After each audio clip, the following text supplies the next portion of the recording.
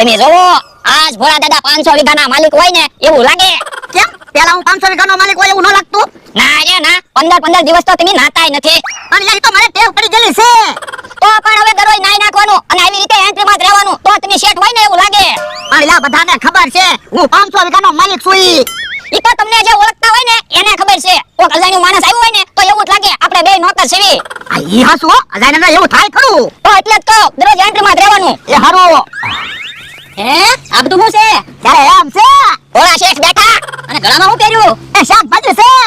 જો તો તમને ગળામાં બકાલું પહેર્યું. રીંગણા, બટાટા, વટાણા, કુબી, ટમેટા, મરસા એવું પહેર્યું. એ તો અમારી વાડીમાં જે બકાલું થાય ને ઈ પહેર્યું. બધાને ખબર પડે ને અમારી વાડીમાં એટલું બકાલું થાય. બકાલું ખાવાનું હોય કઈ ગળામાં પહેરી ફરવાનું ના હોય. અમારી જમીન છે. હા તમારે 1.5 વીઘા જમીન છે. બકાલું થાય તો બાજરો ન થાય, બાજરો થાય તો બકાલું ન થાય. ભોળા દાદા તમે ચશ્મા અને શૂઝ ને એવું પહેર્યું ને તે ઈવડાઈને ગમતું ના એટલે એમ બોલે. આ ઈ હાસુ. ચશ્માની તો તું વાત કરે મને તો ડોહો જ નથી ગમતો. એમાં તો આવું મને તો તને એટલા બધા હરખ ફદુડા હું થા સારું માનું ખાટલા દેતું હોય તો એ મારા શેઠના હરખ ફદુડા નો કહેતા હો. કોઈ હરખ ફદુડો લે. મારા ને ફદુડો ન કહેતા. તમારા મને ફદુડો કહેવાય ને તો કહેજો. અને પાછું એનું માણસ બેઠું ખબર નાખે. આ ઈ હાસુ. ભોળા દાદા તમે એન્ટ્રી પડીને તો ઈવડાઈને ગમતું ના બળતરા થાય. હાસુ કરું. આલે ગમરું આપણે કાઈ આવડાની હારે માથાકૂટ ના કરવી તો હું. હે ભોળા દાદા તમને હરખ ફદુડા કે ઈ તમને સારું લાગે? હા મને તો બહુ સારું લાગે. તો ભોળા દાદા હવે હું તમને હરખ ફદુડા કહીશ. ના રે ના તું તો મને શેઠ જ કહેજે. હા તો તમે તે શેઠની જેમ દરરોજ રહેજો તો શેઠ કહેશ. એ હારું અરે બકાલું ઓલ્ડમાં મૂકી દે. આજે શાક બનાવવા કામ લાગશે. જો નોકર જેવી વાત કરીને તો માણસો ગળામાં 2-2 લાખના ઘરેણા પહેરે. તમે ખાલી 20 રૂપિયાનું બકાલું ગળામાં પહેર્યું તો બળતરા કરવા મીયા. ઓલા આપણી વાડી હવે કોઈ નહીં આવે ને એટલે કહું. પણ કોક આવશે તો આ ઈ હાસુ. તો પણ ભલે ને ગળામાં બકાલું જો. આ મમરા ભાવે છે.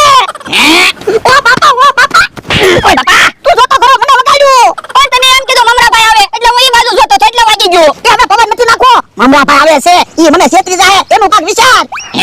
મારી પાસે એક પ્લાન છે. હું પુરાવો કે લ્યો. આ એમ થાય આવા દે મમરા ભાઈ ને. લ્યો બોલો આજ કેમ ભોળા દાદા એન્ટ્રી પડીને બેઠા?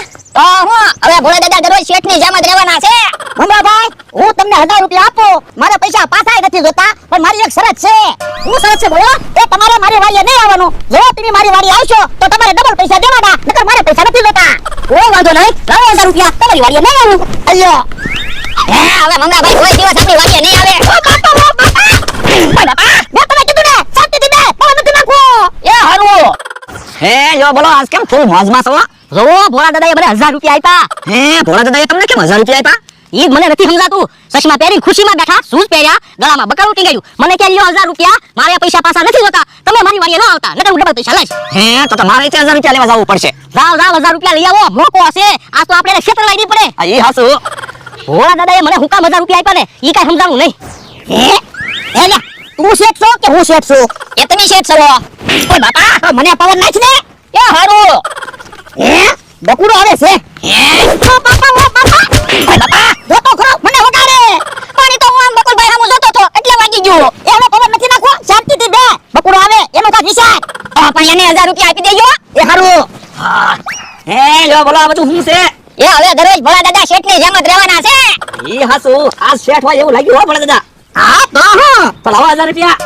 એટલે 1000 રૂપિયા પણ મારી એક શરત છે. એ મને ખબર જ છે તમારી વાડીએ નહીં આવવાનું એમ ને? એ હા એ નહીં આવી તમારી વાડીએ. લ્યો હવે બકુલભાઈ આપણી વાડીએ નહીં આવે ને મમરાભાઈ આપણી વાડીએ નહીં આવે એટલે તમને કોઈ નહીં છેતરે.